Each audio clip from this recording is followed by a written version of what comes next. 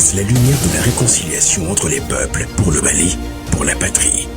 Cette voie, nous l'avons choisie au prix de nos vies. Nous défendrons nos couleurs. Et si nous laissons derrière nous veuves et orphelins, nous vous prions, prenez soin d'eux.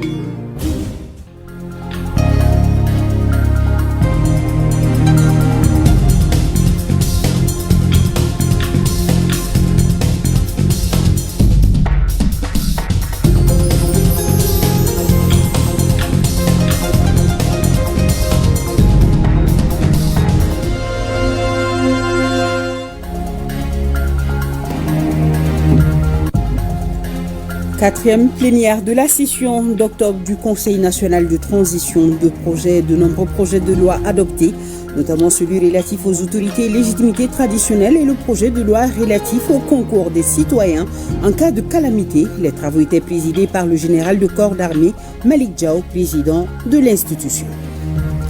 Signature d'un contrat de cession entre Maliens et Chinois. Elle concerne la société Lithium Mali SA de Goulamina dans la région de Bougouni, un partenariat gagnant-gagnant. Entre nos deux pays, le Mali obtient non seulement 35% de la société, le code minier 2023 est pris en compte et 400 millions de francs CFA seront gagnés chaque année comme chiffre d'affaires.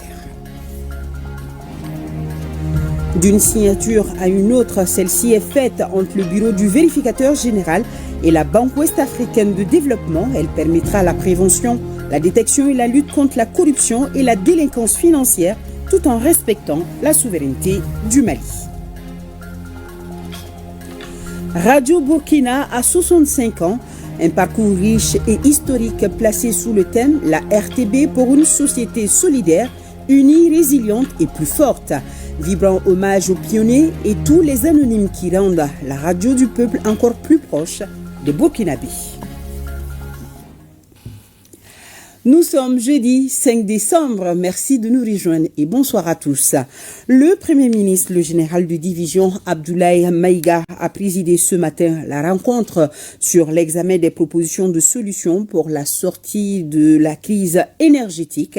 Le document élaboré par la direction de EDM SA à l'issue d'une consultation générale propose le renforcement de la production énergétique et la viabilité financière de la structure. Un plan d'action c'est là élaboré dans les jours à venir, nous disent Mamari Koné et Aliou Touré.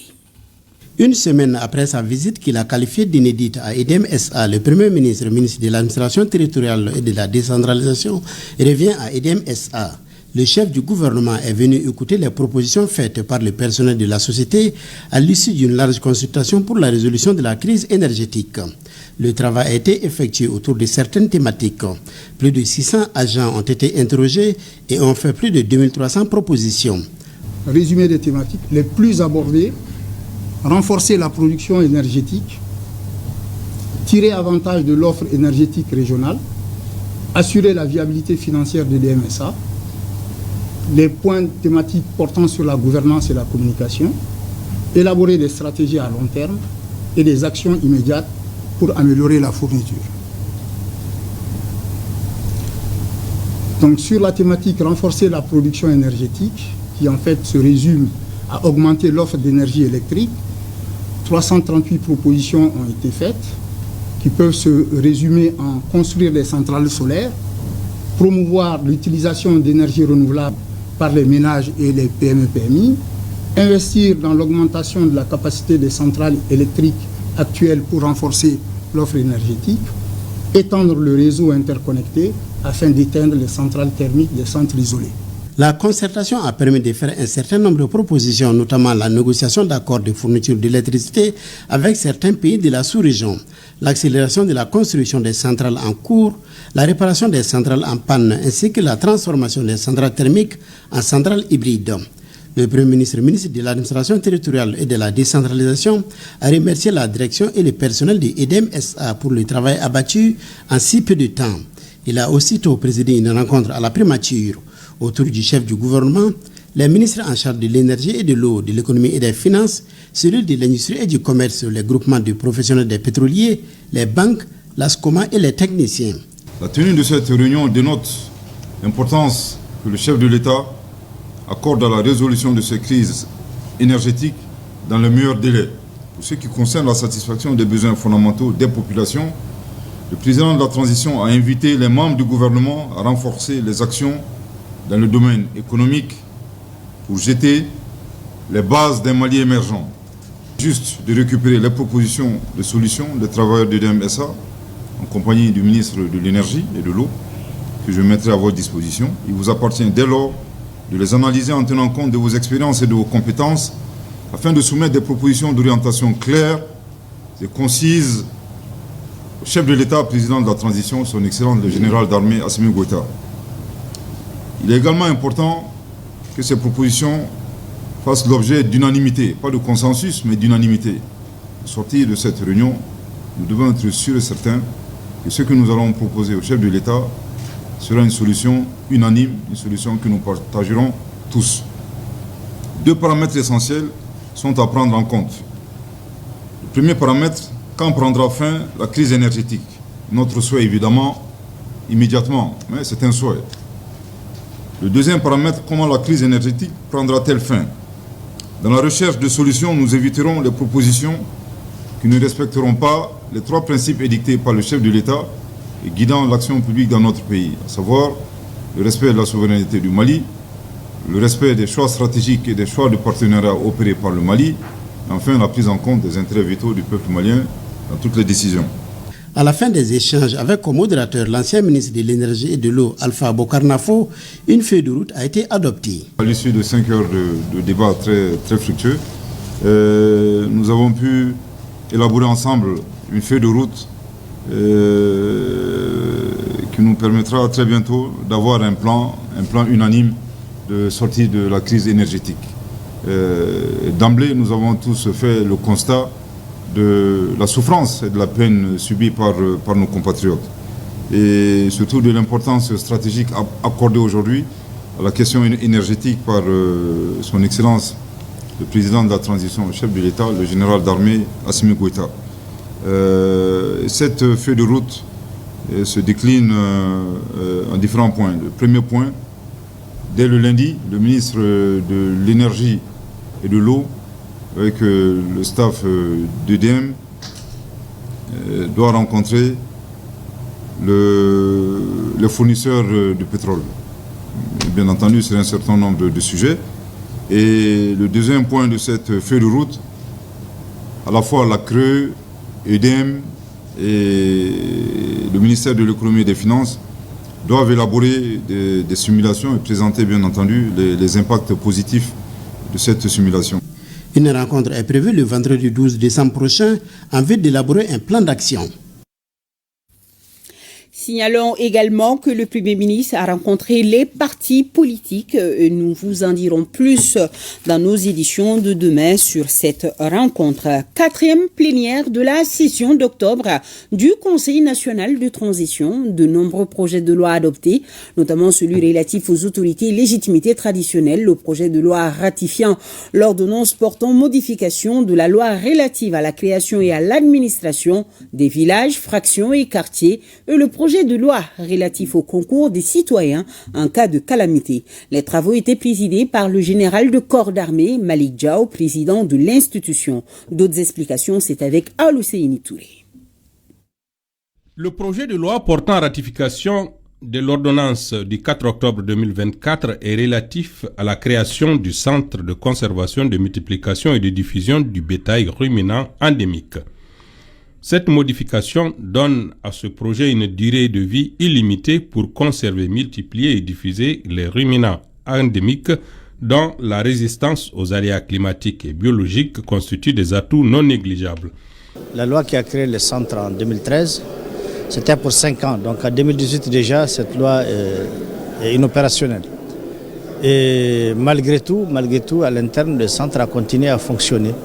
Pratiquement dans l'illégalité, mais donnant des résultats encourageants et très tangibles.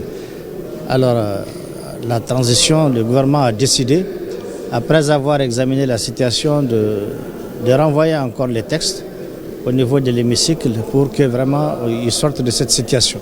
Et cette fois-ci, le centre est créé ou recréé pour une durée indéterminée. Ce centre permettra de prendre les semences, permettra d'améliorer cette race d'ama et les autres races qui sont endémiques, qu'il faut préserver pour le bien de notre population et pour le bien de nos animaux, pourquoi pas. L'enjeu, c'est que ces races-là sont très résistantes à beaucoup de maladies. Ce projet de loi a été adopté à l'unanimité des membres présents, soit 126 voix pour, 0 contre, 0 abstention.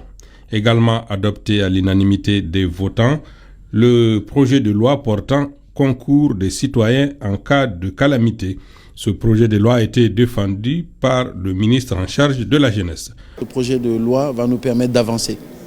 Nous avons à ce stade commencé à mettre en place des mécanismes de réponse sur les questions de citoyenneté, notamment les brigades citoyennes, notamment les volontaires.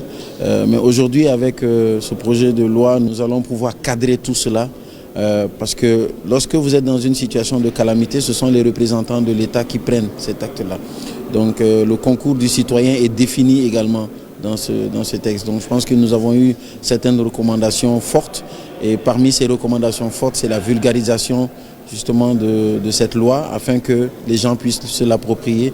Les deux autres projets de loi portant respectivement loi relative aux autorités et légitimité traditionnelle d'une part et projet de loi portant ratification de l'ordonnance du 4 octobre portant modification de la loi relative à la création et à l'administration des villages, fractions et quartiers d'autre part ont été défendus par le ministre délégué auprès du Premier ministre chargé des réformes politiques en lieu et place du ministre de l'administration territoriale et de la décentralisation. Il s'agit d'une modification de quelques articles pour simplement supprimer les mandats de 5 ans qui étaient imposés au conseil de village. Et lorsque vous supprimez ces mandats de 5 ans, il y a des implications sur d'autres articles. Par exemple, on vous dit le renouvellement en cas de diminution de la moitié du nombre de conseils. Il y a des conditions d'intérim, de remplacement. Donc toutes ces questions qui sont liées au mandat doivent être réexaminées. Et c'est ce qui fait que certaines dispositions des articles ont été même abrogées. Donc le fait d'avoir approuvé cette modification par le Conseil national de transition, ça nous donne les bases juridiques nécessaires pour vraiment mettre de l'ordre dans les villages, la gestion des villages, fractions et quartiers. En ce qui concerne le deuxième, c'est une loi d'application de la Constitution. Ça concerne les autorités et légitimités traditionnelles qui ont été consacrées à l'article 179 de la Constitution comme étant des autorités de référence de notre pays pour être les gardiens des valeurs de notre société et essayer d'établir les équilibres dans la société. Également de servir de moyen de règlement de tous les différends qui peuvent se poser. 9 projets de loi ont été déposés sur la table du CNT. Signature d'envergure d'un contrat de cession entre Maliens et Chinois. Elle concerne la société Lithium Mali SA et le Goulamina dans la région de Bougouni. Un partenariat gagnant-gagnant entre nos deux pays. Le Mali obtient non seulement 35% de la société, le code minier 2023 est pris en compte et 400 milliards de francs CFA seront gagnés chaque année comme chiffre d'affaires. On en sait plus avec Abdul Karim Kaba. Ces signatures scellent ainsi le partenariat entre le Mali et la partie chinoise Ganfeng Lithium dans la nouvelle société de lithium du Mali SA. Avec ces contrats, le Mali devient actionnaire avec 30% et 5 autres % d'intérêts supplémentaires pour les investisseurs locaux. C'est là grâce au nouveau code minier et son contenu local. Il y a plusieurs avantages que l'État tire de cela. D'abord, il y a l'engagement de la société Ganfeng d'accompagner l'État dans le financement des centrales solaires. Et il y a au moins 2 centrales solaires. Et également leur contribution pour mettre le goudron sur la route qui va quitter Bougouni jusqu'à la mine. également nous accompagner dans la relance de la production du barrage de Séléngué et également sur les travaux confortatifs pour permettre de relier l'usine à la route de Kanka. Comme ça, on pourra bénéficier de plusieurs pistes de sortie du minerai. Ce partenariat est gagnant-gagnant, d'où la motivation de la partie chinoise. Aujourd'hui, c'est aussi un jour significatif pour nous. Nous avons déjà signé tellement l'acte pour composer une nouvelle société d'exploiter le minier de lithium. Avec l'accompagnement du gouvernement malien, voilà, nous espérons que ces projets pour devenir un minier, une mine mondiale chinoise, nous gouvernée par l'État chinois. Avec la production de la mine de lithium de Golamina dans la région de Bougouni, c'est la 5e place de production au monde qui est obtenue par le Mali et la première en Afrique. Outre la production de la mine proprement dite, c'est aussi le développement sur tous les plans qui est assuré. Nous envisageons un chiffre d'affaires moyen de 400 milliards chaque année qui doit être normalement mis à la disposition donc, des sociétés maliennes qui doivent se mettre en capacité pour pouvoir répondre donc, aux besoins de l'industrie minière qui va être mise en marche dans les prochaines semaines. Le lancement officiel va se faire et la production va commencer. Et en plus de cela, il y a un chiffre d'affaires moyen de 680 milliards de francs CFA qui sont attendus. On a plus de 71 milliards donc, de dividendes qui seront distribués. Il y a à peu près plus de 51 milliards d'impôts sur les sociétés qui sont attendus. Et il y a à peu près 40 milliards qui sont attendus sous forme de taxes, donc l'ISCP et également la TAV, sans compter les autres types, la participation au fonds. Je pense qu'on va avoir à peu près 34 milliards d'impact sur les fonds qui vont être constitués. Donc vous vous rappelez que le contenu local a prévu des fonds pour investir dans le domaine de l'énergie, des transports, dans le renforcement de la capacité du secteur minier, etc. Donc ces fonds vont être, la mine va cotiser et ça va représenter à peu près plus de 34 milliards par an. Donc tout ça, c'est des avantages, sans compter donc l'emploi du personnel malien, sans compter la participation à l'INPS, à l'AMO et à toutes les autres charges sociales. Je pense que c'est un partenariat vraiment gagnant-gagnant qui vient à point nommé après la visite du chef d'État, le général d'armée Assimi Goïta en Chine. Les nouveaux intérêts obtenus par les autorités de la transition sont le fruit d'une longue discussion. Cette cérémonie de signature de contrats de cession et de statut est donc le couronnement des travaux. L'exploitation et les projets de développement peuvent commencer. Et d'une signature à une autre, celle-ci va en guerre contre la corruption, l'une des priorités des autorités de la transition. Le bureau du vérificateur général et la Banque ouest-africaine de développement se donnent la main pour renforcer la prévention et la détection de la corruption et la délinquance financière tout en respectant la souveraineté du Mali. La cérémonie s'est tenue en présence du ministre de l'économie et des finances. Aoulisseini Sanou a salué et encouragé les deux parties, nous signale Khadija Toukone et Mohamed Silibé. Cet accord entre la BOAD et le bureau du vérificateur général est signé sous l'œil vigilant du ministre de l'économie et des finances. Il vise à définir un cadre de coopération entre les deux institutions dans la prévention, la détection et la lutte contre la corruption et les infractions assimilées. Pour une meilleure gouvernance financière, la BOAD et le bureau du vérificateur général conviennent ainsi de collaborer étroitement et diligemment dans la lutte contre la corruption.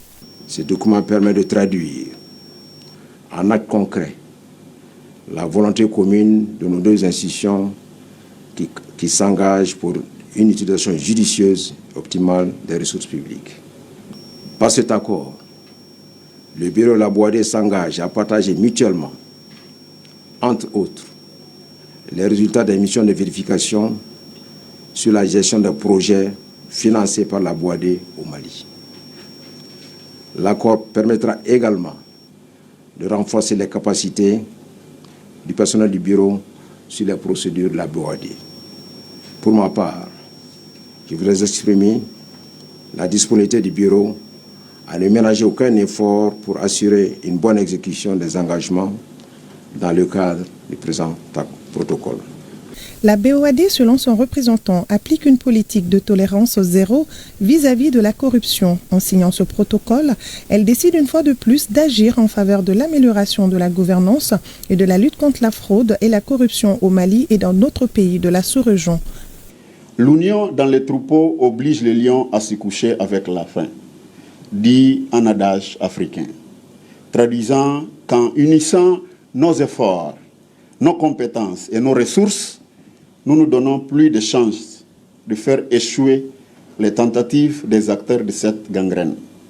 À cet égard, la déclaration de la politique générale de la BOAD stipule que, dans le cadre de sa mission de financement du développement, la banque porte sa responsabilité de s'assurer que ses ressources financières et les produits de ses activités sont convenablement gérés et que les fonds consentis par elle dans le cadre de ces financements soient employés exclusivement aux fins pour lesquelles ces financements sont accordés. Les deux parties s'engagent aussi à échanger des informations et des bonnes pratiques tout en respectant la confidentialité pour mieux prévenir, mieux détecter et mieux enquêter conformément à la vision des autorités de la transition. Dans le plan d'action du gouvernement, une large place est faite à la lutte contre la corruption, contre la délinquance financière. Si aujourd'hui nous avons pu noter que ces deux structures, la BOAD, qui est un organisme de financement sous-régional, qui signe un accord de partenariat avec le bureau du vérificateur dans le sens d'améliorer les performances des financements, d'améliorer les résultats pour que les financements puissent atteindre les populations et pour que l'argent puisse être judicieusement utilisé. Je pense que nous ne pouvons que nous en réjouir et nous en féliciter dans le sens que ça va en droite ligne donc des orientations que nous-mêmes nous avons voulu donner à la politique que nous voulons mener dans notre pays. Nous espérons vivement que d'autres partenaires comme la Banque mondiale ou la BAD puissent suivre rapidement par rapport à ces deux signataires de cet accord. Je voudrais vraiment les remercier, les féliciter de cette vision qu'ils ont eue et de tout faire pour pouvoir mettre en œuvre de la façon la plus efficace possible cet accord pour qu'on puisse avoir les résultats. Afin de faciliter la mise en œuvre de ce protocole d'accord, un comité mixte de suivi sera mis en place. Il sera composé de 2 experts désignés par chaque partie pour un mandat de 5 ans. Je vous le disais au début de ce journal, le Premier ministre, le général de division Abdoulaye Maïga, a rencontré ce jeudi après-midi les partis politiques. Objectif, solliciter leur appui et accompagnement, faire le point de la révision des listes électorales et des réformes politiques et institutionnelles, des différentes communications. Il y ressort que la révision des listes électorales s'est bien passée et que plusieurs réformes majeures ont été faites. Les partis politiques ont par ailleurs salué la nomination du général de division Abdoulaye Maïga au poste de Premier ministre avant de lui exprimer tout leur soutien. Nous vous proposons un extrait de l'intervention du Premier ministre à cette rencontre, des propos recueillis par Mamari Koné et Aliou Touré. Je voudrais sincèrement vous remercier de votre présence massive à la présente rencontre, malgré vos multiples occupations. Ce geste témoigne à suffisance de l'importance que vous accordez à ce cadre d'échange qui a toujours connu la présence effective de la classe politique en raison de l'intérêt porté aux sujets qui seront débattus. La rencontre de cet après-midi a pour objet de vous faire le point sur la révision annuelle des listes électorales, les réformes politiques et institutionnelles, des questions diverses. Également, demander vos bénédictions suite à ma nomination en qualité de Premier ministre par son Excellence le général d'armée Assimi Goïta, président de la transition, chef de l'État. Mesdames et Messieurs, lors du premier Conseil des ministres, mercredi 27 novembre 2024, après la formation du gouvernement, le général d'armée, son Excellence Assimi Goïta, président de la transition, chef de l'État, m'a remis la lettre de cadrage comportant 8 axes. La défense et la sécurité, la poursuite des réformes, notamment le secteur de la justice, pour renforcer la lutte contre la corruption, la poursuite des réformes politiques et institutionnelles, la satisfaction des besoins élémentaires des populations grâce à une économie forte, l'amélioration de la couverture sanitaire et le développement d'un système de solidarité nationale, l'amélioration du système éducatif et l'emploi, notamment des jeunes, l'apaisement du climat social, le renforcement de notre diplomatie pour défendre les intérêts nationaux, raffermir les relations de coopération avec les partenaires respectueux de notre souveraineté, la protection des Maliens établis à l'extérieur et la mise en œuvre diligente de la feuille de route de la Confédération des États du Sahel, l'AES. Et enfin, la création des conditions en vue d'élections transparentes et apaisées qui mettront un terme à la transition. La réalisation de ce dernier point requiert une concertation de tous les acteurs impliqués dans le processus électoral, d'autant plus que le chef de l'État a fait de l'inclusivité un principe d'action dans la conduite des réformes pendant la transition. Un reportage plus complet sur cette rencontre dans nos éditions donc de demain. Œuvre sociale du président de la transition. Ce jeudi, la donation s'adresse aux personnes vivant avec la lèpre de l'Union malienne Raoul Folero. Retrouvons Koumba Sissé et Aboubakar Traoré. C'est avec des larmes que M. Draman Tunkara reçoit la clé de sa moto des mains du conseiller spécial du président de la transition. Selon lui, il ne s'attendait pas à un tel geste. Geste qui facilitera sans doute sa mobilité. Je suis très ému et manque de mots pour ce geste de la part du président de la transition. Je formule des vœux pour la stabilité du pays. En plus des motos, l'Union malienne Raoul Folero a également reçu des vivres et des kits de nettoyage. Cette initiative présidentielle touche plusieurs couches de la société. L'étape qui vient d'être réalisée au bénéfice des lépreux s'effectue dans le cadre de la Journée mondiale des personnes vivant avec un handicap. On était avec les personnes de petite taille. Aujourd'hui, nous sommes avec les lépreux. Ça va continuer. Le président a voulu leur apporter 100 kits alimentaires composés de riz, de mil, d'huile et de pâtes alimentaires. En plus de cela, des matériaux aussi pour l'entretien, sans serpillères. La particularité de ces serpillères, c'est que ces serpillères sont fabriquées par nous-mêmes, les jeunes aveugles. Ça va continuer sur toute l'étendue du territoire malien, Inch'Allah. Regroupant 14 associations, l'Union malienne Raoul Folero a plus de 40 ans d'existence et compte aujourd'hui 1500 personnes malades de la lèpre.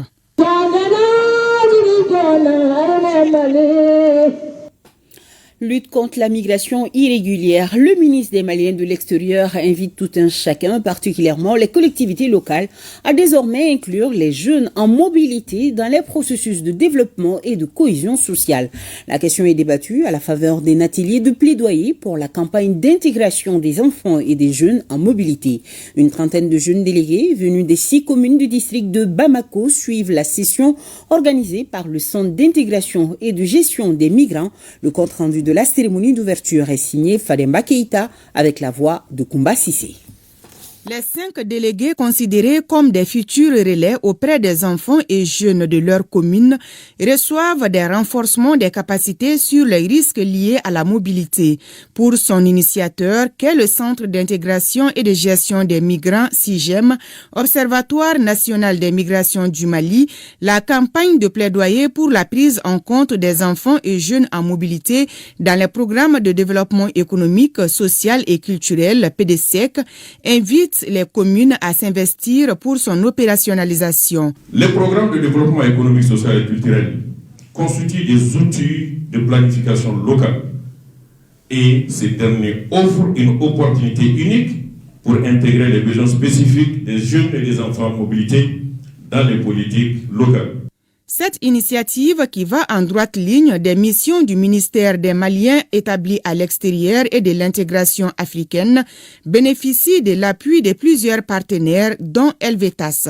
Cet événement est important à plus d'un titre, car il s'agit de trouver des solutions endogènes au phénomène de la mobilité des enfants et des jeunes, qui constitue un des défis majeurs pour nos États.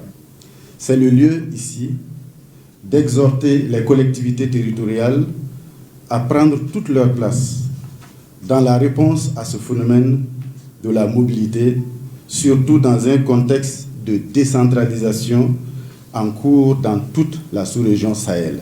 Dans la vision que nous avons de la migration, la formation constitue un maillon important de la longue chaîne des actions que nous menons en faveur des migrants. Prévu pour se dérouler dans les régions de Bamako, Koulikoro, Kai, Ségou et Sikasso, ces formations témoignent de notre engagement collectif à renforcer la compréhension, la gestion et les opportunités liées à ces phénomènes complexes mais porteurs d'espoir.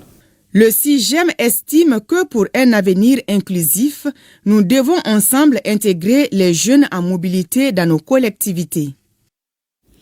Une autre mobilisation de taille, toujours dans la dynamique du développement économique du Mali. Les efforts du gouvernement en matière de formation et d'insertion des jeunes trouvent écho dans ce programme nommé Participe Partenariat pour l'insertion via les compétences impulsées par le secteur privé. On prévoit l'insertion de 4000 jeunes de 15 à 35 ans, dont 40% de femmes. Et justement, les acteurs du secteur privé et les responsables du ministère de l'Entrepreneuriat national sont en session à Bamako pour mieux échanger là-dessus. Batraouri. Le partenariat pour l'insertion via les compétences impulsées par le secteur privé participe est un nouveau programme qui est désormais en exécution. Il vise à soutenir le gouvernement en accompagnant ses efforts de redynamisation et de la réforme du sous-secteur de l'emploi et de la formation professionnelle. Ce programme ambitionne de contribuer à apporter des réponses pertinentes et durables à la problématique du chômage, du sous-secteur emploi et de la qualification de la main-d'œuvre en adéquation avec les besoins du marché du travail local et national. Il est attendu du programme la formation et l'insertion de 4000 jeunes de 15 à 35 ans, dont 40% de femmes. Le succès du participe dépendra en grande partie de la franche collaboration des entreprises privées partenaires. C'est pourquoi la rencontre du jour porte sur 3 thèmes majeurs. Il s'agit du choix des secteurs économiques porteurs d'emploi, la stratégie de participation du secteur privé au financement conjoint de la formation professionnelle et le dialogue public et privé des acteurs de la formation professionnelle. La présente rencontre avec le secteur privé vise également à favoriser son implication et sa participation à la mise en œuvre du programme Participe. De façon spécifique, il s'agira de vous informer et de partager avec vous les dispositifs de formation de type dual conçus sur les différents secteurs économiques retenus dans le cadre du Participe. Le programme Participe est mis en œuvre grâce au soutien de la coopération suisse. Et nous avons ce communiqué. La situation hydrologique dans le delta intérieur et le Niger moyen se caractérise par la propagation des zones de crue. Les seuils d'alerte ont été atteints et dépassés dans les localités de Direy, Ansongo, Nianfouké, Tombouctou et Gao. Les hauteurs d'eau maximales de crue sont attendues durant les mois de décembre et de janvier selon les services de l'hydraulique.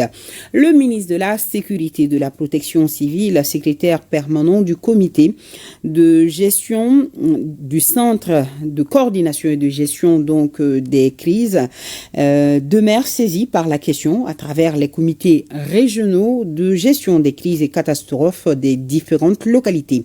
Les opérations de sauvetage, d'évacuation, de mise en sécurité des ménages, de sauvetage et d'assistance consenties par le gouvernement se poursuivent par les services techniques régionaux. Toutefois, les zones riveraines de ces localités demeurent en vigilance rouge et les populations sont invitées à prendre les dispositions idoines pour éviter tout désagrément. La mise en œuvre des actions salvatrices de réduction des risques d'inondation demeure à travers le respect des consignes suivantes. libérer les emprises et les voies d'écoulement des eaux, ainsi que les zones à risque d'éboulement.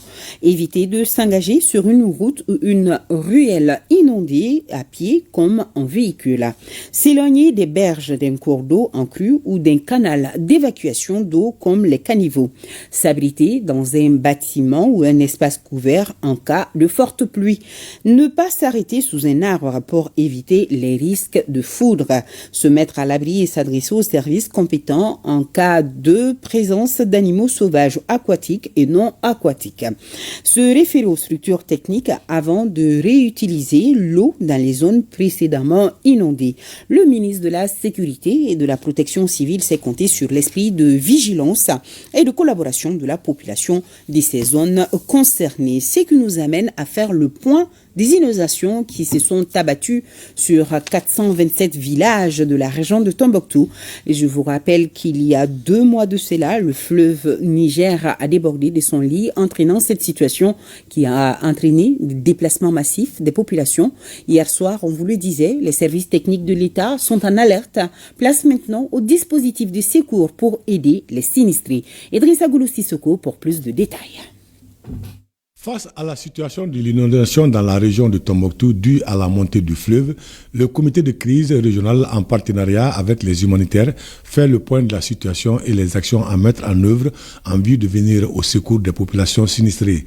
Ces 427 villages inondés, 20 710 ménages touchés et 102 394 personnes affectées. L'eau continue à monter, nous continuons à enregistrer des victimes. Des maisons sont tombées, des périmètres sont vraiment sous l'eau aujourd'hui. À cette rencontre, les humanitaires ont promis d'assister les populations et des missions sont sur le terrain pour l'évaluation de la situation. Déjà, certains se proposent de mettre à la disposition des sinistrés des kits de dignité, d'hygiène, de réhabiliter des digues qui ont cédé, des consultations et des cliniques mobiles. Déjà, les positionnements sont annoncés et les partenaires, tout domaine confondu, nous ont fait part de leur capacité d'intervention qui se chiffre à plus de 800 millions de francs CFA. Il faut ajouter que 5 cercles de la région sont concernés par la montée du fleuve Niger en région de Tombouctou. Changement climatique toujours, jetons un regard sur les activités de la COP16 à Riyad, une gouvernance en transition au cœur des débats des réunions ministérielles. Précisément, celle organisée par l'Agence panafricaine de la Grande Muraille Verte. Nos envoyés spéciaux, Agibou Koulibaly et Abou Kone, nous parlent de nouvelles étapes pour ce projet phare de lutte contre la désertification en Afrique. Réunis en marge de la COP16, les représentants des États membres de l'Agence panafricaine de la Grande Muraille Verte ont passé en revue plusieurs points. L'audit institutionnel et organisationnel de l'Agence panafricaine de la Grande Muraille Verte doit être finalisé pour mettre sa validation au prochain Conseil des ministres. La tenue de la 5e conférence des chefs d'État organisée par le Nigeria est urgente pour assurer la transition et permettre au Mali d'organiser la 10e session du Conseil des ministres. La contribution statutaire des États membres doivent être régularisées pour garantir la viabilité financière de l'agence. Le mandat du secrétaire exécutif en poste a touché à sa fin le 2 décembre 2024. Cette échéance ouvre la voie à des discussions sur l'élection des nouveaux dirigeants. Le Tchad, qui assurait jusque-là la présidence de l'Agence panafricaine de la Grande Muraille Verte, a passé le flambeau au Mali. Le Mali, en tant que nouveau président, s'engage à mobiliser les États membres pour accélérer la mise en œuvre des projets prioritaires, à renforcer les partenaires avec les acteurs publics, privés et internationaux, promouvoir la gouvernance inclusive et efficace pour répondre aux attentes de nos populations. Ce transfert marque une opportunité pour Bamako de relancer la dynamique régionale autour de la Grande Muraille Verte et d'insuffler une nouvelle énergie à ce projet ambitieux. Le Mali, désormais à la tête de l'Agence panafricaine de la Grande Muraille Verte, porte sur ses épaules la responsabilité d'écrire une nouvelle page de cette ambitieuse aventure continentale. Ici à Bamako, les activités des journées économiques du Burkina Faso ont fermé leurs portes ce mercredi au CICB sous une note d'espoir. Au total, plus de 200 opérateurs économiques des pays de l'AES ont fédéré leurs énergies pour booster leurs affaires. L'ambassade du Burkina au Mali a adressé une mention spéciale aux dirigeants de la Confédération AES pour leur soutien à la réussite des activités. On fait le point avec Seydou Traoré.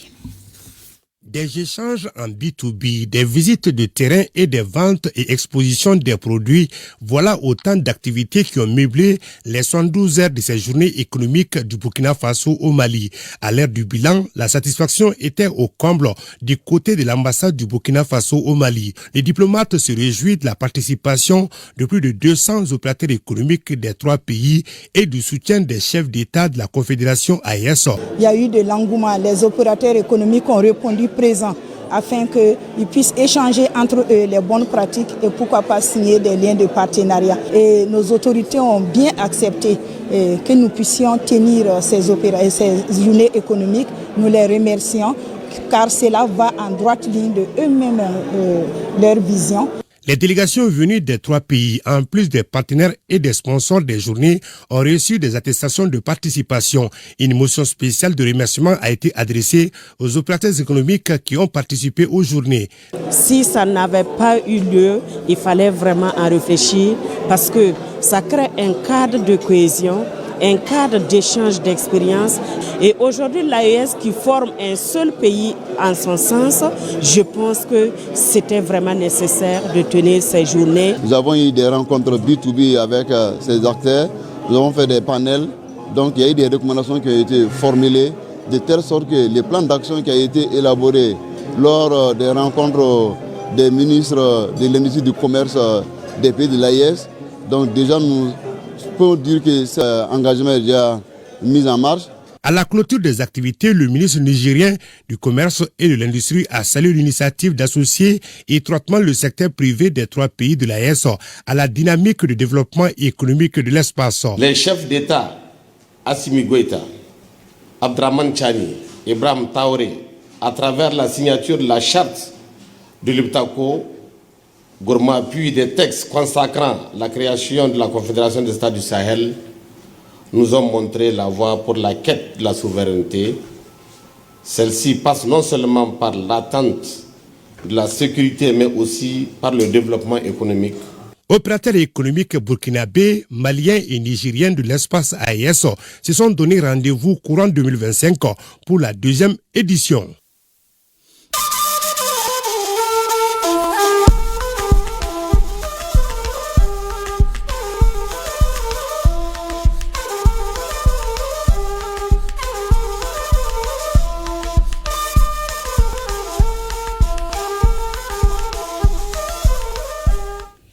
Audience à la primature nigérienne, une délégation de la Turquie et de la Fondation internationale de transplantation rénale et des partenaires sociaux de l'éducation au Niger reçus par le chef du gouvernement, Jocelyne Amoussou Askou Djibrila, compte rendu.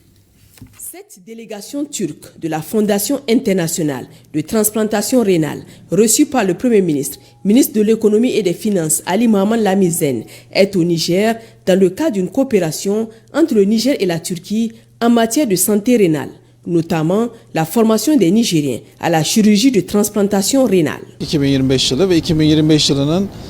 Selon nos préparations, on a prévu qu'on pourrait commencer en 2025, le début de 2025, et après on pourrait finir à la fin de 2025, et après on pourrait faire les transplantations de rénales au Niger. On a besoin d'un temps de préparation, la préparation de capacité, la préparation de formation de ressources humaines. On a prévu que la première transplantation de rénales pourrait commencer à la fin de 2025. Avec cette coopération avec la Turquie, l'État du Niger trouve ainsi une solution définitive au problème rénal de plus en plus récurrent au Niger. Le Premier ministre, ministre de l'économie et des finances, a ensuite eu une rencontre avec les partenaires sociaux de l'éducation au Niger pour une rentrée apaisée. Le Premier ministre a préféré nous recevoir pour nous rassurer sur beaucoup de choses, en tout cas qui fondaient notre inquiétude. Alors nous pensons qu'au sortir de ces échanges, nous allons continuer avec notre ministère de tutelle pour étoffer, n'est-ce pas, les réflexions déjà entamées pour qu'on puisse aboutir à un protocole d'accord consensuel. La dynamique des syndicats du secteur de l'éducation et de la formation se dit surtout très optimiste après les échanges avec le Premier ministre, ministre de l'économie et des finances, en vue d'une perspective heureuse pour l'année scolaire en cours. À Ouaga, place à la célébration des 65 ans d'existence de Radio Burkina qui enregistre un parcours riche et historique. Les festivités sont placées sous le thème La RTB pour une société solidaire, unie, résiliente et plus forte. Un vibrant hommage aux pionniers et à tous les anonymes qui rendent la radio du peuple encore plus proche des Burkinabés fait partie des temps forts de la célébration qui a débuté par la montée des couleurs, une plantation d'arbres. Franck Ouedrago Moussaki pour le reportage. Montée des couleurs ce matin au sein de Radio Burkina. Le Ditani est chanté ici en langue nationale fulfulde.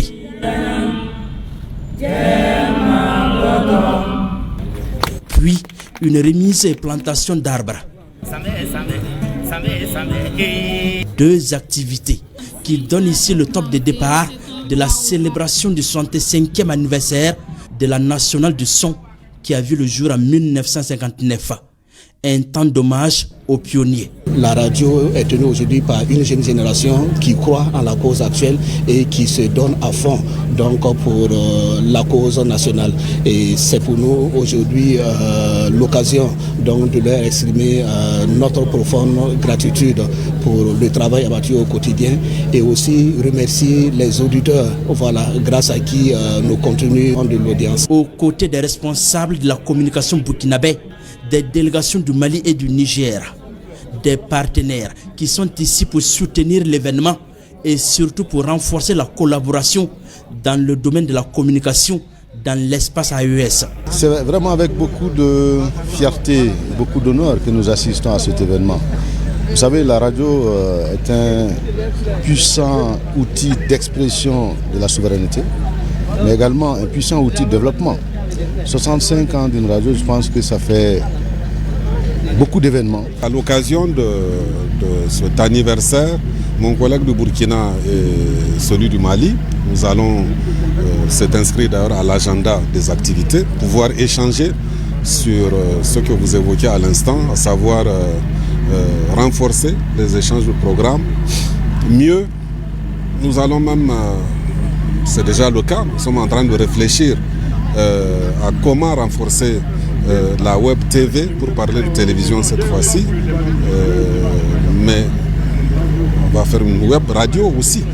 Et mieux que tout ça, une télévision commune à l'ensemble de nos 3 États. La célébration des 65 ans de la radio nationale est placée sous les signes la RTB Radio, 65 ans pour une société solidaire, unie, résiliente et plus forte. L'AES en marche, le RTM aux côtés de leurs frères du Burkina Faso. Réunion de haut niveau des instances de régulation des médias des pays membres de l'AES, plus la Guinée, partage d'expériences, échange de bonnes pratiques, harmonisation des méthodes de régulation, tels étaient les principaux sujets à l'ordre du jour. À l'issue de la rencontre, le président du Conseil supérieur de la communication du Burkina Faso a répondu aux questions de Yaya Konaté dans l'invité de la semaine. Et je vous propose de suivre justement un extrait de cet entretien. Il n'y a pas de régulation qui puisse être efficace si cette régulation ne soutient pas les efforts des autorités et de la politique, de la dynamique enclenchée dans le cadre de l'AES. Voilà pourquoi nous pensons que notre action doit se renforcer. Ça ne veut pas dire que nous devons aller dans la sanction. Notre action doit se renforcer parce que la régulation n'est pas que sanction. La sanction n'est utilisée qu'en ultime recours. La régulation, c'est aussi la prévention. Voilà pourquoi nous avons accordé beaucoup de temps, donc dans les échanges, à parler de comment nous pouvons anticiper. De formation notamment. Formation, sensibilisation, pour éviter d'en arriver donc aux sanctions. Mais en suspendant des médias, par exemple, est-ce que vous ne craignez pas quelque part de limiter le champ de l'information pour la population de l'espace? Non, pas du tout. Parce que déjà, notre chance, c'est qu'ils ne sont pas beaucoup à être dans la situation. Ce qui fait que nous ne craignons pas que, en tout cas, des espaces de liberté se ferment, puisque nous savons qu'il y en a beaucoup qui sont professionnels et qui donnent l'information, qui assurent le droit à l'information des populations. Par contre, nous pensons que c'est une bonne attitude que nous avons là, parce que ça dissuade tous ceux qui voudraient passer donc par des médias qui souvent ne sont que des caisses de résonance, parce que nous pensons que ce n'est pas forcément que les médias, en tout cas, veuillent aller donc au manquement. Ouedraogo Wendegouji, lui, modeste, président du Conseil supérieur de la communication du Burkina Faso. Entretien à suivre donc après le PMI Mali.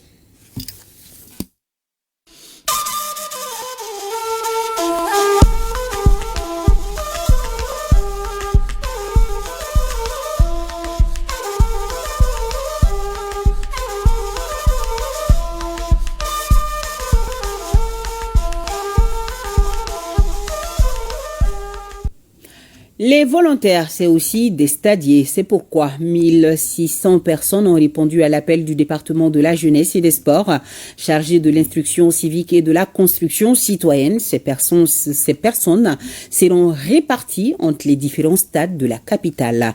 Abdul Karim Kaba nous en parle. 1600 stadiers, 1600 bénévoles qui vont être là pour nous aider dans notre travail dans le cadre de l'organisation des événements dans les stades, mais également dans l'organisation des événements de façon courte au niveau de nos différentes communautés. Vous savez, le président de la transition a mis un accent particulier sur les questions de citoyenneté. Aujourd'hui, pour nous, la citoyenneté, c'est l'investissement que chaque personne peut donner au niveau de sa communauté pour l'appuyer à évoluer. Et dans ce cadre-là, nous avons lancé un appel. Et nous avons été surpris parce que l'appel, on s'attendait à avoir peut-être 500 ou 600 personnes. Aujourd'hui, on se retrouve avec 1600 personnes qui sont engagées aujourd'hui à suivre, à accompagner ce que nous voulons faire en termes d'activités et d'initiatives citoyennes au niveau de nos stades, de nos infrastructures sportives, mais également au niveau des différentes communautés parce qu'ils vont être appelés à mener des initiatives au niveau de leur propre environnement. Le travail est purement bénévole, c'est purement bénévole. Et j'ai précisé ça qu'ils n'avaient pas de salaire. Bon, l'idée pour nous, c'est surtout de les mettre en mission répartis. Nous les avons mis en plusieurs groupes et ces groupes s'est répartis entre certaines infrastructures sportives que nous avons. Voilà, le ministre qui était plutôt au micro de Abdul Karim Kaba. 53e session ordinaire de la session budgétaire du Fonds auto et renouvelable pour l'emploi. Pour la présente session, le budget a arrêté en recettes et en dépenses à la somme de plus d'1 milliard de francs CFA. Inaba. Les administrateurs de la 53e session ordinaire du Fonds auto-renouvelable pour l'emploi phare se penchent sur la création et le développement des PME-PMI afin de contribuer à la réduction du taux de chômage. En 2025, l'accent sera mis sur la communication pour connaître davantage la structure. Dans le cadre des prévisions d'activité pour 2025, le phare se propose d'accompagner au titre de la composante création PME-PMI, 50 projets pour un total de 200 millions. Au titre de la composante garantie des commerçants détaillants, il est prévu aussi, dans le cadre du PROFAC, la garantie des 100 projets de commerçants détaillants. Cette session budgétaire porte essentiellement sur l'examen et l'adoption du point d'exécution du programme de travail et de budget annuel de 2024, mais aussi celui de 2025. En termes de prévisions, sur 2025, les budgets s'élèvent à 1 milliard 400 millions contre 1 milliard 182 millions sur 2024, soit une hausse de 18%. Les 200 promoteurs qui seront accompagnés, installés et les 80 chantiers qui seront cautionnés vont être donc suivis dans le cadre du budget de prévision de 2025. Le budget qu'on envisage d'exécuter, c'est un budget scientifiquement mûri, dont on va se donner les moyens pour pouvoir exécuter chaque activité programmée. En perspective, le Fonds auto-renouvelable pour l'emploi envisage plusieurs activités, parmi lesquelles l'information et la communication pour donner plus de visibilité à la structure. Restitution par Accountability Lab de son programme Art pour le changement à travers un concert, panel et projection de films. Le projet vise à renforcer la résilience de certaines communes à faire face à la désinformation, ceci dans le cadre du projet Benitagné de l'USAID. Yara Dambélé pour le reportage. Utiliser l'art comme un vecteur de changement, c'est une solution innovante qu'Accountability Lab Mali a mis en place pour sensibiliser et lutter contre la désinformation. Art for Change, ou l'art pour le changement, est un programme qui mobilise l'art, la culture comme outil de sensibilisation et d'engagement face aux grands défis sociaux de notre époque. C'est une initiative du gouvernement américain à travers son agence pour le développement international USAID qui est mise en œuvre par un consortium de 5 organisations dont Accountability Lab et qui plus que mieux les artistes peuvent représenter ces communautés. Le slogan n'est pas fortuit. Nous avons partagé, nous avons partagé. L'un des défis des temps modernes, c'est bien sûr la désinformation. C'est pourquoi cette restitution a eu lieu autour d'un panel et des prestations d'artistes pour conscientiser sur les dangers de la désinformation. Je tiens cet égard à féliciter chaleureusement Accountability Lab Mali et tous les participants du programme Art for Change pour leur travail exceptionnel. Vous êtes la preuve vivante que l'art peut être un outil puissant pour transformer les mentalités et protéger nos communautés contre les dangers de la désinformation. Grâce au programme Art for Change, 20 jeunes des communes de Baraouli, Ségou, Djiné ainsi que Bamako ont été sélectionnés, formés et accompagnés par Accountability Lab Mali afin de passer des messages de sensibilisation sur les dangers des fausses informations. Les acteurs de la santé et les autorités de cette région du pays échangent sur comment améliorer l'état de santé et le bien-être de la population malienne. Cela s'appelle États généraux de la santé. C'est à Ségou que les travaux se tiennent. D'autres précisions avec Fousseini Samake et Bakari Traoré. Dans les soucis de relever les défis auxquels est confronté le système de santé malgré les efforts de l'État et ses partenaires, le ministère de la Santé et du Développement social organise ces cadres d'échange entre acteurs régionaux de la santé. Ces présences états généraux nous permettront de faire l'analyse situationnelle de la situation et évidemment tirer des bonnes recommandations pour qu'à la suite qu'il y ait un plan d'action assorti d'un chronogramme. En un mot, c'est faire le bilan du système de santé actuel. Les experts et autres acteurs du bien-être des populations venus des régions de Ségou, San, Koutiala, Sikasso, Mopti, Bayangara et Douanza vont plancher durant 3 jours sur le diagnostic du système de santé, proposer des solutions pour relever les défis. Lorsque les experts se réunissent pour en débattre, pour montrer du doigt le problème et apporter des solutions, ça ne peut être qu'au bénéfice des populations. La tenue des États généraux de la santé vise comme objectif d'établir les diagnostics et de proposer des réformes en vue de corriger les dysfonctionnements constatés lors des instances de suivi et d'évaluation des projets et programmes de santé. Je voudrais à cette occasion vous inviter à un échange franc et fructueux sur les thématiques retenues, à savoir offre de soins et services de santé de qualité, gouvernance et communication, financement de la santé, questions transversales se rapportant au concept Une seule santé, à la coopération. Les recommandations de cette assise régionale permettront d'analyser les forces, les faiblesses et les opportunités du système de santé dans le cadre de la préparation de la phase nationale qui se tiendra bientôt à Bamako. L'ONG AFLED, à travers le programme spécial d'aide aux associations et fondations au Mali, offre un forage aux habitants de Bankoni en commune 1 du district de Bamako. Une œuvre salvatrice rendue possible grâce à la démarche entreprise par le collectif des femmes engagées pour la promotion de la famille et de l'enfant du quartier. Bokari Koulibaly, reportage. Installée sur les collines, cette zone de Bankoni en commune 2 du district de Bamako connaît une pénurie de l'eau à la suite d'un SOS lancé par le collectif des femmes engagées pour la promotion de la famille et de l'enfant à l'endroit de l'ONG AFLED. Ce calvaire est désormais un mauvais souvenir. Un château d'eau est ainsi inauguré au grand bonheur de la population. On remercie Mme Dramé Mariam Diallo qui nous a doté d'un fourrage. Ici, vraiment, c'est un problème d'eau. Parce qu'il y a des femmes qui ont été divorcées, les femmes passaient la nuit dans les fourrages, elles prenaient de l'eau dans des trous, c'était très très difficile.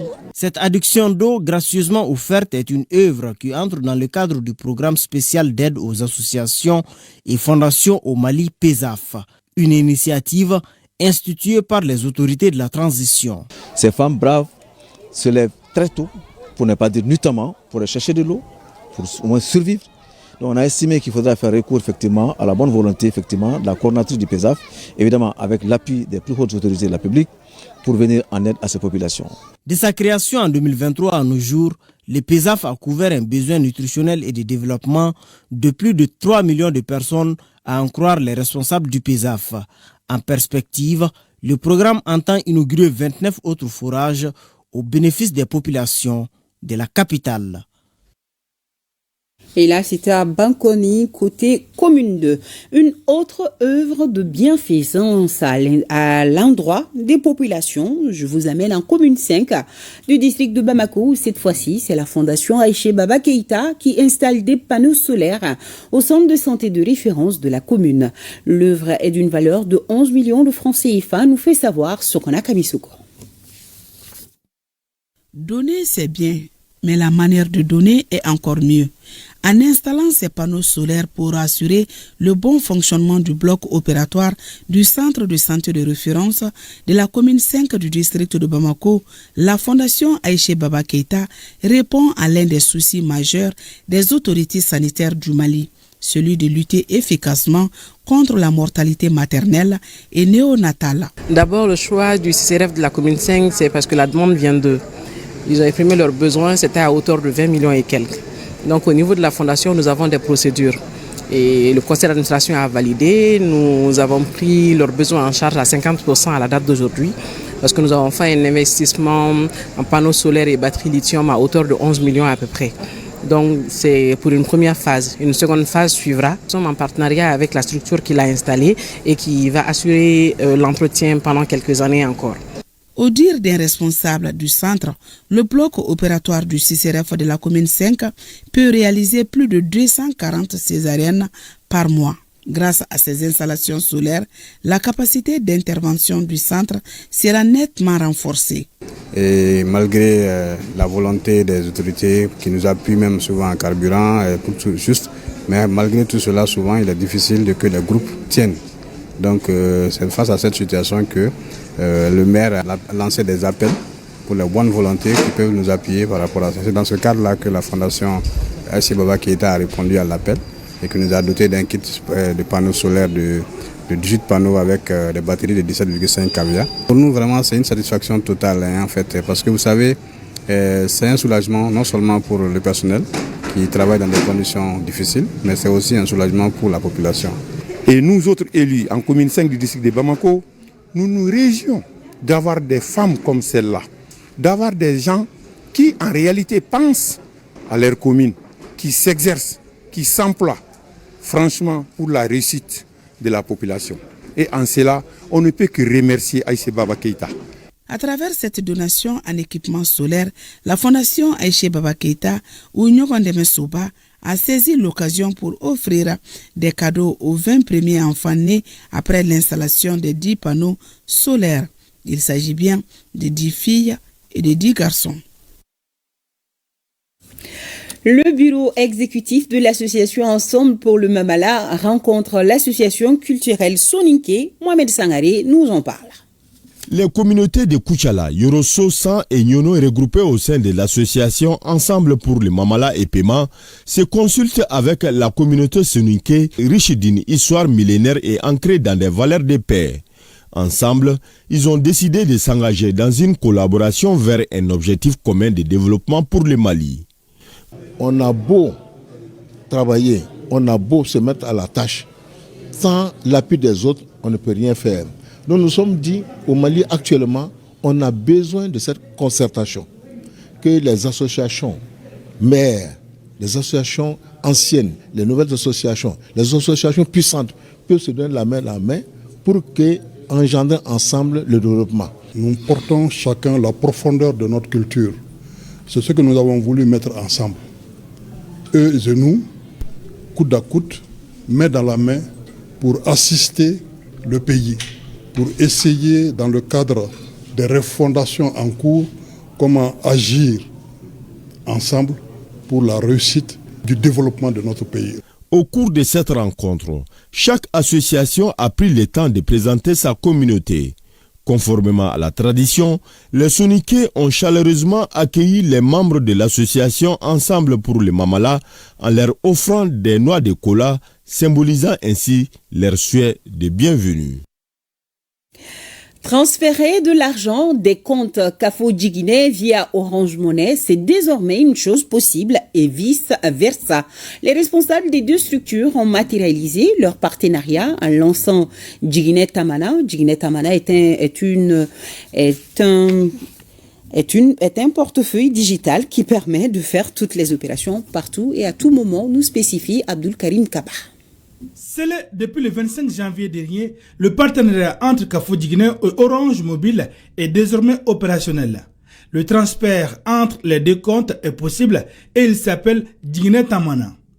Offrir un nouveau produit aux sociétaires, surtout du monde rural, c'est tout le sens de cette opération. Notre vision commune a joué un rôle essentiel dans la réalisation de ce projet ambitieux. L'interconnexion entre Kafo Djiguiné et Orange Money représente bien plus qu'une simple avancée technologique. Elle incarne notre détermination à offrir des services financiers accessibles, sécurisés, innovants à tous nos clients, en particulier aux populations les plus vulnérables de notre pays en milieu rural. En unissant nos forces avec Kafo Djiguiné, nous tenons aujourd'hui notre promesse de proposer de nouvelles perspectives à la population malienne, avec comme objectif de redéfinir leur expérience vécue au quotidien en matière de mobile money.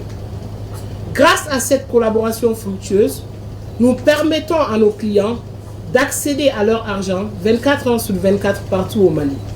En effet, transférer de l'argent de son compte Kafo Djiguiné vers son compte Orange Money et vice-versa devient possible. Cette signature marque une étape dans l'évolution de cette institution de microfinance. Cette innovation dans le travail de Kafo Djiguiné est saluée par le ministre Moussa Alassane Diallo. Je sais aujourd'hui que Kafo Djiguiné s'est inscrit dans une dynamique d'innovation, de changement, à travers la distribution des produits et des services financiers digitalisés pour ainsi contribuer à l'inclusion financière dans notre pays afin de permettre au plus grand nombre de Maliennes et de Maliens d'accéder à des produits financiers en guerre. C'est un partenariat gagnant-gagnant qui apporte accessibilité, facilité et fiabilité aux sociétaires, c'est-à-dire les clients. Lancement de la revue du barreau du Mali, une revue trimestrielle, matérialisation de la volonté de l'actuelle équipe dirigeante du barreau afin d'impulser une nouvelle dynamique à la profession et surtout de permettre aux avocats de publier leurs œuvres qui peuvent aider les acteurs du monde judiciaire au quotidien. Mamadou Fani. Attendue par les avocats et le monde judiciaire, la revue trimestrielle du barreau du Mali vient d'être officiellement lancée ce mercredi. Cette revue de 84 pages à caractère scientifique est le fruit de l'engagement du bâtonnier des avocats du Mali qui, dans sa profession de foi, avait initié cette revue pour accompagner les actions du barreau. Le premier numéro de la revue trimestrielle du barreau du Mali est consacré à la réforme du droit WADA du recouvrement et à la nouvelle loi bancaire UEMOA qui a vocation à s'appliquer au niveau des 8 États de l'UEMOA. 75% des dossiers contentieux portent sur le recouvrement de créances. Donc nous sommes dit que c'est essentiel pour les praticiens, pour les avocats que nous sommes et même pour le secteur économique que les gens comprennent ce qui a changé dans le droit de recouvrement. Le deuxième pan, c'est la loi bancaire. Donc la loi bancaire au niveau des 8 pays de l'UEMOA, donc c'est une loi cadre que chaque État doit transposer directement dans sa législation. Cette revue, avec des thèmes variés, marque un véritable changement de paradigme du barreau malien en quête d'une corporation forte. Vous qui êtes de la rédaction, vous qui êtes du comité de rédaction et de la direction des publications, je vous invite à redoubler d'efforts, à ne pas surtout les ménager pour que ce journal, cette revue puisse continuer à être une réalité. C'est donc avec une grande fierté que le barreau a procédé au lancement de cette revue selon les bâtonniers. Il espère que la revue apportera un plus pour les acteurs du monde judiciaire et les citoyens et pour une profession épanouie. Et ce communiqué, avant de fermer ce journal, l'utilisation des pétards et des feux d'artifice ou la nuisance sonore qu'ils causent constitue un réel danger pour la sécurité et la quiétude des populations. Plus grave, ils peuvent être à l'origine d'incendies pouvant entraîner des blessures, des pertes en vie humaine et des dégâts matériels souvent très importants. En conséquence, le ministre de la Sécurité et de la Protection civile porte à la connaissance de la population que l'utilisation des pétards et des feux d'artifice est formellement interdite sur toute l'étendue du territoire national à partir de ce 5 décembre 2024 jusqu'au 31 janvier 2025.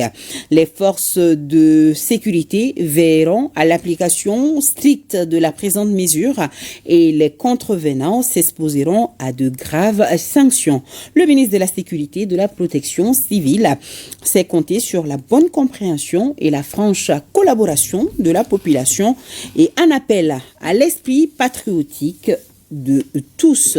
Voilà, c'est dit. Pas de pétard. Sur ce, nous bouclons ce journal. Un grand merci à nos téléspectateurs de Nioro du Sahel. Bonsoir à tous.